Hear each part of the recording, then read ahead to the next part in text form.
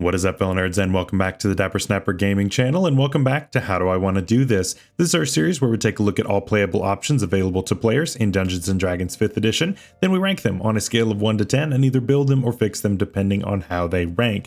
Now today we wrap up our talks on the Way of Mercy Monk as we get to build one together. If you missed our subclass ranking guide, of course that was on Tuesday, and that'll be up in the icard above for you to check out right there. So make sure you watch that before watching this video. But yeah, today we're going to be building one of the coolest monks, at least subclass wise, that is out there, at least in my opinion.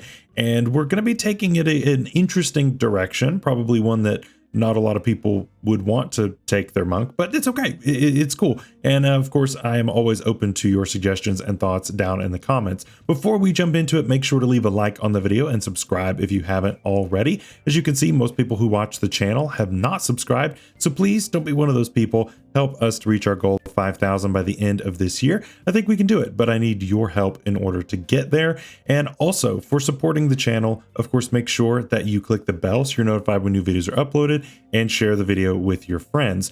In addition to that, I want to mention our memberships here down below. By clicking that join button, for just $2 a month, you can actually become a member of the channel. And for that, you actually will get a formal write-up for all of my build guides and subclass fixes. All of my subclass fixes are currently posted on there, and I am currently going through my backlog of build guides and putting those on there, but all of my subclass fixes are currently on there, and even the old ones have been updated to the new format, so it all looks a lot better than what it used to. And of course, if you want to go with a higher tier, then that is always great as well.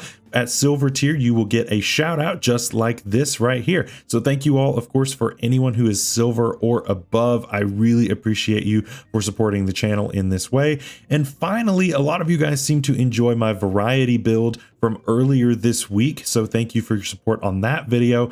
And if you want your suggestion for the next variety build to be put to the top of the list, there is a great way to do that with the gold level of membership. And so you will get some awesome perks for that, a special part of the Discord server as well.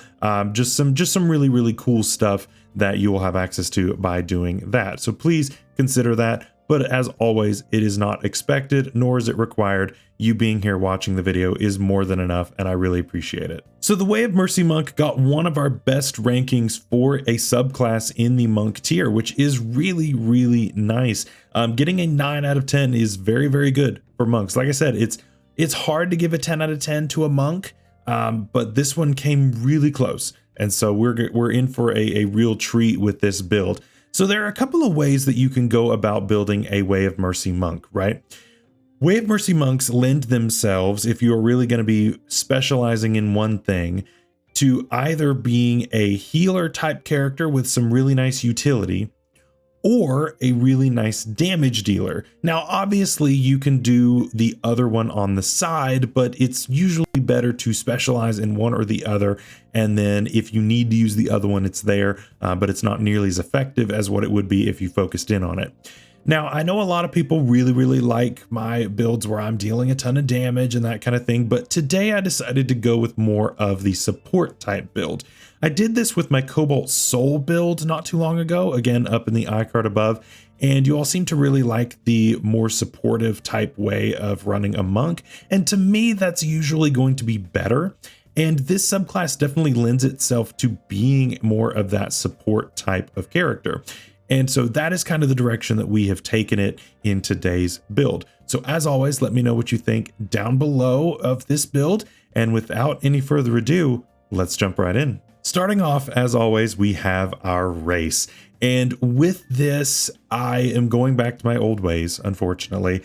I need a bunch of feats for this build. And so starting custom lineage is going to be my best option. Now, you could just as easily start variant human. They are roughly the same as far as what you get. You just are different in what you get as far as your actual ASIs. And so that is something to consider, but I'm going to go with custom lineage for this one this time around.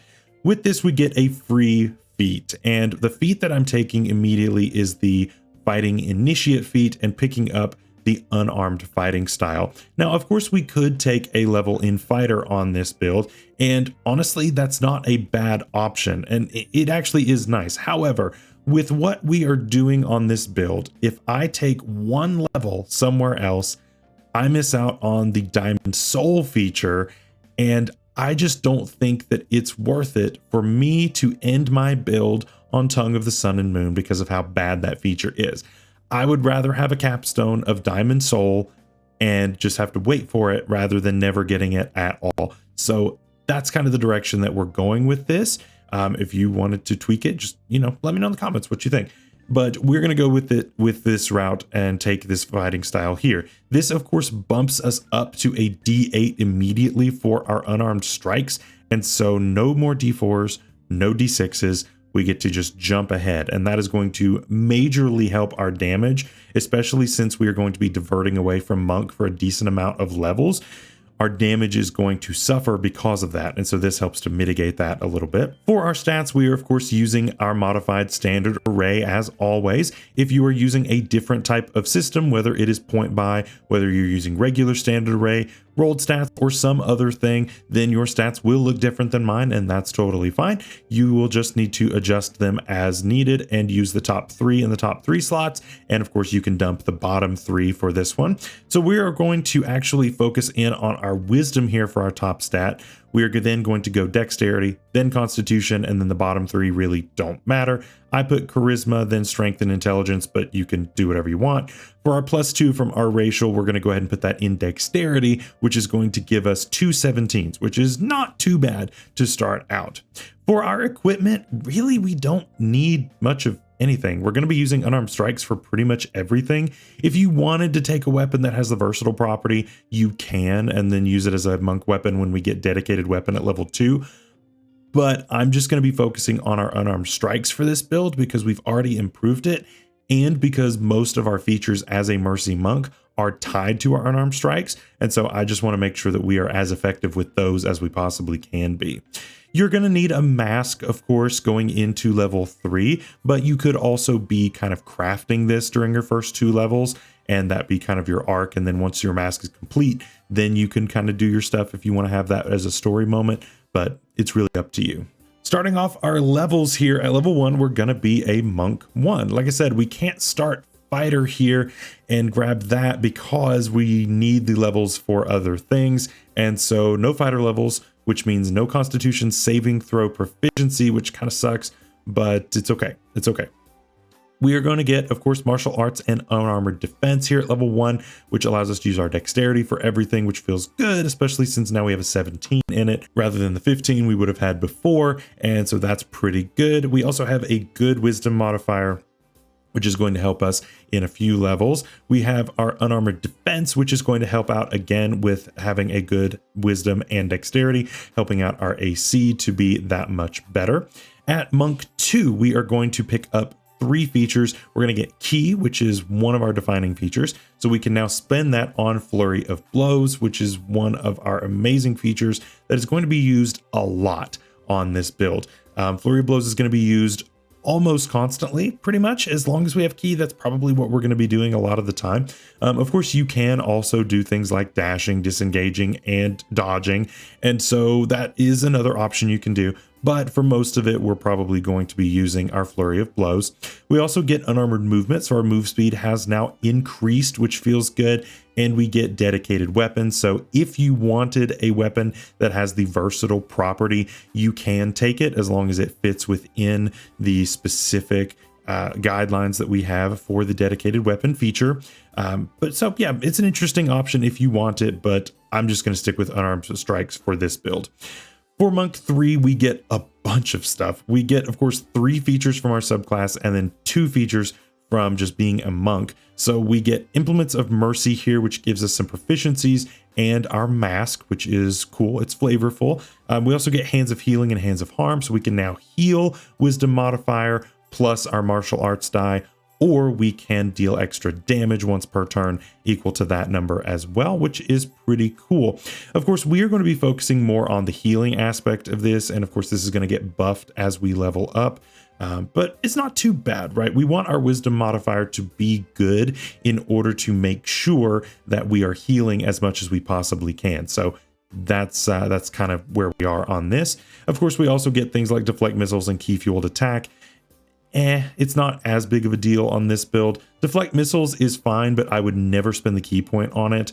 And key fueled attack is okay. Like I said in the past, we have used this feature to really, really good success, actually, when we did our gunk type of monk a few weeks ago. That'll be up in the icon above when we looked at the Kensei.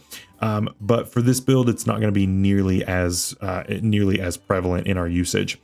At monk 4, yeah, we're going pretty deep into monk before we consider doing anything else. We are going to get, of course, a feat, and of course, I'm going to take the mobile feat. Yes, we're putting off bumping our wisdom and our dexterity, but the mobile feat is going to be incredibly helpful for us. The biggest thing is the free disengage. We are going to be using our bonus action a lot for flurry of blows rather than being able to step of the wind. And so this gives us the flexibility to be able to get out of tough situations, especially after we lay down some statuses with Physician's Touch here in a few levels and just do some really awesome things. It allows you to also get over to your allies to be able to heal them if you maybe need to run a ways away and don't want to take an opportunity attack. You can still hit them and then run. And so that, for all of those reasons, mobile is pretty much necessary on this type of a build. We also, of course, get slow fall, which is a great monk feature, and quicken healing, which is not worth your key. At monk 5, we get extra attack, stunning strike, and focused aim. Again, focused aim is not going to be as prevalently used on this type of a build. We used it in the Kensei monk a few weeks ago. But extra attack and stunning strike are, of course, going to be used all the time. Stunning strike is tough just because of the saving throw involved. Our saving throw DC is not terrible because our wisdom isn't the worst, but it's still not the best either. And so I would use this sparingly. I would probably use Hands of Harm a little bit more so, especially after we get Physician's Touch next level. But this is still something worth using. Don't get me wrong. It is still worth using, but I would definitely target things that have a lesser Constitution saving throw if you can help it. At monk 6, we get Physician's Touch and key empowered strikes. So we can now punch ghosts, and we can now apply the poison condition whenever we deal damage with our Hands of Harm, which feels really nice. And we can, of course, heal twice in one turn if we use it as part of our flurry of blows, and we get to save some key on that as well. So now that we have that core out of the way, we reach an interesting part of this build, because it's always going to be good to keep going in monk, right? Monk levels are always very important because of the extra key points that you gain at every single level. However, as a support build, I feel that I can also get some meaningful things out of going elsewhere. And so we are going to actually multi-class somewhat deeply into another class. Now, luckily, we don't have to worry about any of our stats because it is also wisdom based. And so that feels really good as well. And we are going to take some cleric levels now. Cleric, of course, gives us some really nice support and damage features, which go along perfectly with the Mercy Monk type of way. And this is going to really, really help our effectiveness in supporting our allies. What subclass do we go for, though? There are several that really work with the Mercy Monk. And of course, we'll talk about those in the honorable mentions. But for me, I think the obvious choice is the Peace Domain. The Peace Domain, of course, goes along great with the Mercy Monk in flavor. And of course, we're going to get some really awesome features that help in that as well. So we, of course, get our spell casting, which we will come back to. And we also get Implement of Peace, which is fine. But the big reason we're here is Emboldening Bond. Emboldening Bond is basically Bless on steroids. And so it's one of the best features out there. That's why this is one of the most popular one-level dips that's out there, because of how strong Emboldening Bond is. So whenever you're within 30 feet of one of your two buddies, or you can do this on 3 other people, you can actually roll a d4 on any d20 check, which is huge, right? It's Bless on steroids, because Bless isn't even on every d20 check. The Emboldening Bond is. And so that's really, really helpful. You get plenty of uses per day of this, and it also just really promotes teamwork. So for all of those reasons, I think this is an amazing feature and really complements what we are trying to do on this monk. For our spells, of course, we get Heroism and Sanctuary for free. But as far as other spells, you can take the Bless spell if you want to. It is a little bit redundant with Emboldening Bond, so you may not want that. Instead, you could take something like Bane if you wanted to go the opposite for your opponents. So that kind of goes with your Hand of Harm type of thing. You also have like Cure Wounds. Again, we're going to be able to get around the battlefield really quickly and lay down some healing if we need to. This allows you to, of course, use spell slots instead of key points, so it'll help you save that a little bit. We also get Inflict Wounds here, which is going to be a nice little way to deal some damage up close when we are touching an opponent, so that's pretty cool. And finally, I want to talk briefly about Healing Word. Healing Word is interesting because it is a nice little bonus action heal. However, most of the time, you're probably going to be better off if you can reach your friends to do your Hands of Healing. So that's an interesting thing that I don't think, gets thought of. The only thing is that it may not be the worst thing to consider taking this in case for some reason you can't make it all the way to your friend. Because of course there is a range to this, and so if positioning is difficult, then this might be the way to go. But I think ultimately I would rely more so on my Hands of Healing feature than this, but it could be a nice option if you're out of key points for some reason. It could be a backup strat. At Cleric 2, we get our Channel Divinity feature, and so this comes with 3 different options. We get Turn Undead, we get the ability to get back spell slots, which is also pretty good, and we get Balm of Peace. Now, I affectionately call this the butt slaps, but this works really well with Monk, actually, because we get to move up to our movement speed without provoking opportunity attacks and heal people that we come next to. So if we get up next to somebody, we can heal them for 2d6 plus our Wisdom modifier. Now, personally, I like this a lot more as a mobility option than I do as a healing option because we can skip those opportunity attacks.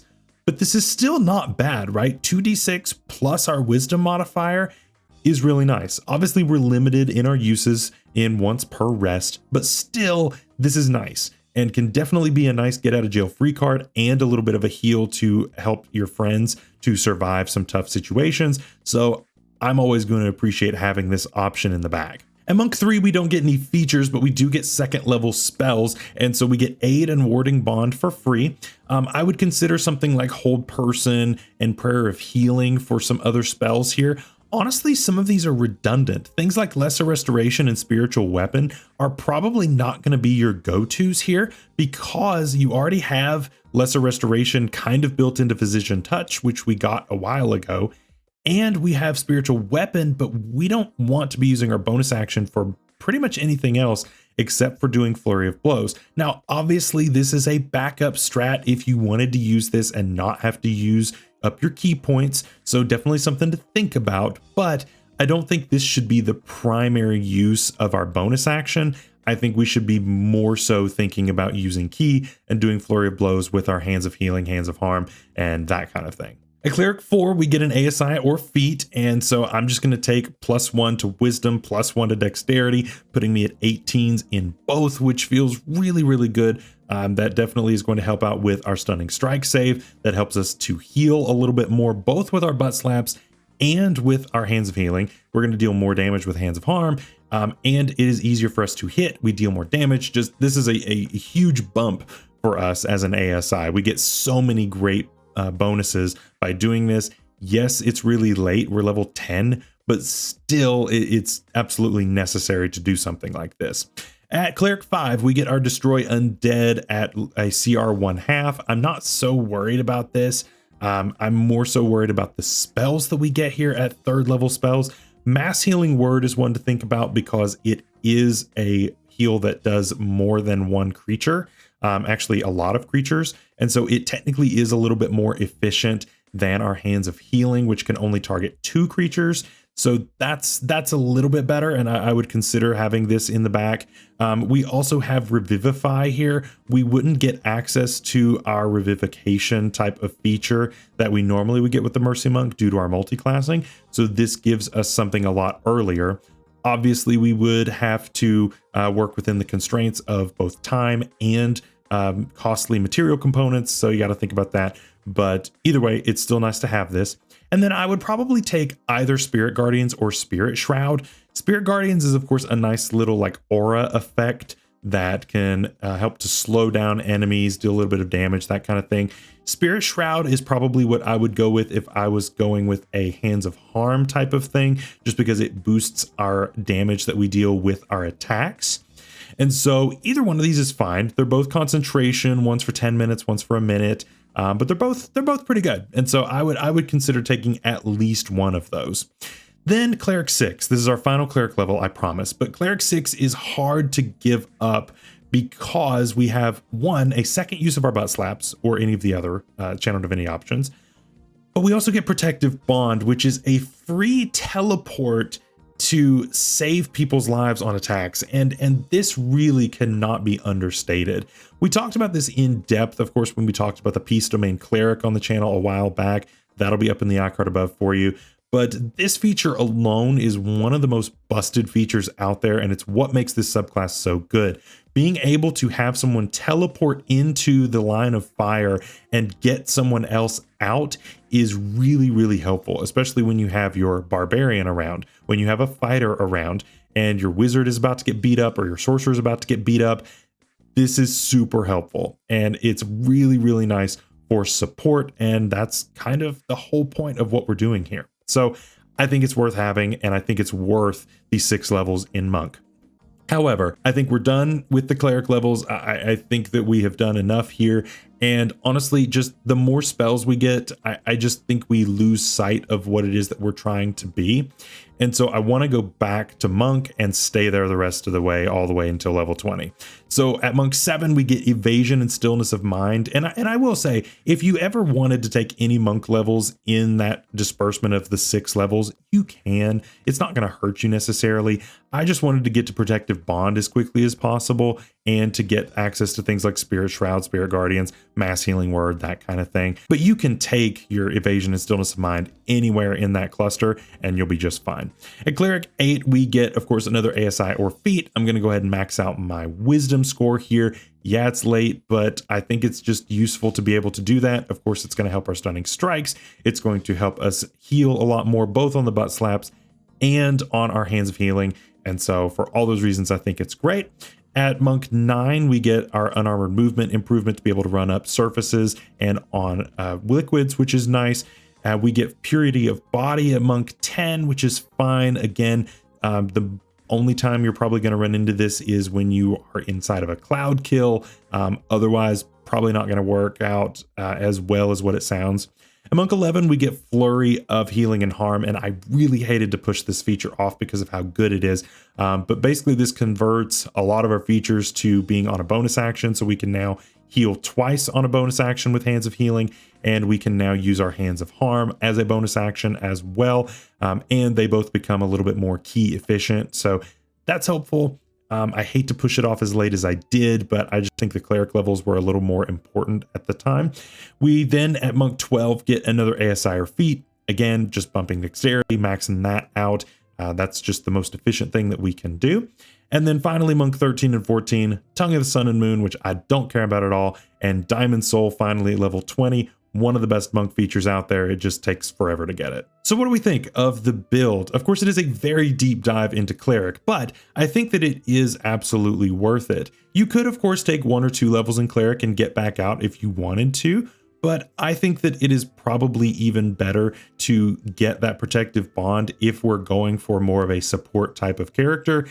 I just think it fits the theme a lot better and allows us to be that much more effective in protecting our friends and protecting ourselves and making sure that everybody stays happy and healthy.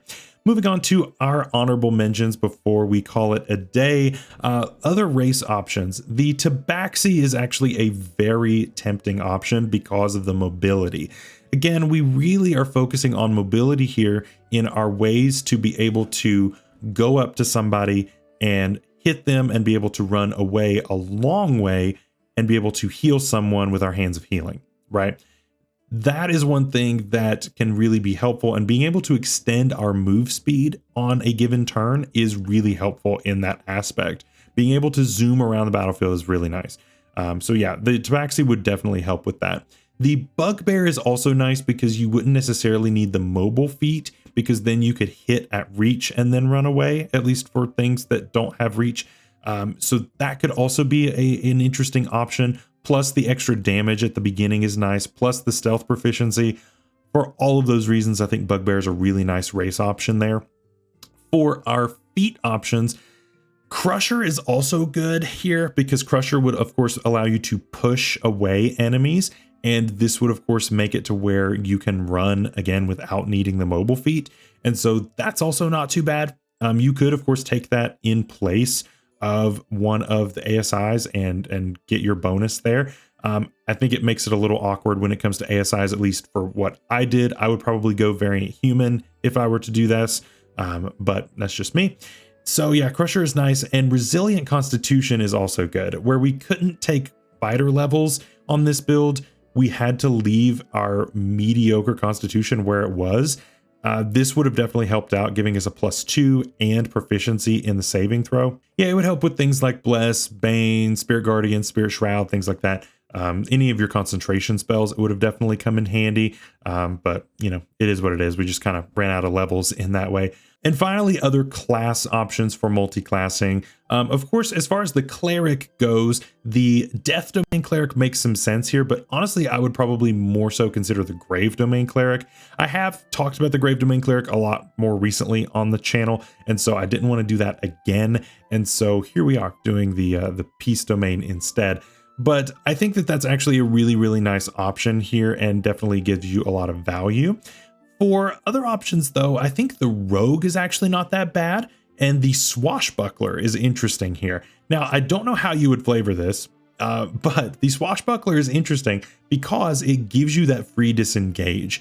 And so you could use this up in melee and be a swashbuckling monk, which could be very weird, but it could be cool. It could be definitely really, really cool. So you of course have your ways to do sneak attack. You have some extra ways because of your Swashbuckler. And of course, you would get access to the ability to run away and get your hands of healing down on other people. And I think that actually wouldn't be that bad. It'd be really weird roleplay wise, but it could be cool. You could wear a Zorro mask, right? It'd be cool. With Fighter, of course, Battle Master is kind of the way to go. With that, you could, of course, apply your trip attack and, of course, make somebody fall over and keep attacking them. This would be more so going on with the Hands of Harm type method, I would imagine, and it would work pretty well for that actually. But to me, I wanted to go with support, and so here we are. Finally, the Ranger is not bad here also, because we get access to things like your Hunter's Mark. We get things like the Gloomstalker, of course, which allows us to deal some extra damage, and of course gives us a bonus to our initiative, which is good. We are all about positioning as a monk, and so that would also be really helpful. So for all of those reasons, I think that that would also be a really great option for you. So let me know what you think of the build down below. Next week, we move on to the Way of the Open Hand Monk. It is very monk-ish, and it is just basically about an interesting fighting style. Does that make it good or bad? We'll have to find out once we get there. Until then, stay safe out there, stay healthy. We'll see you later. Bye-bye.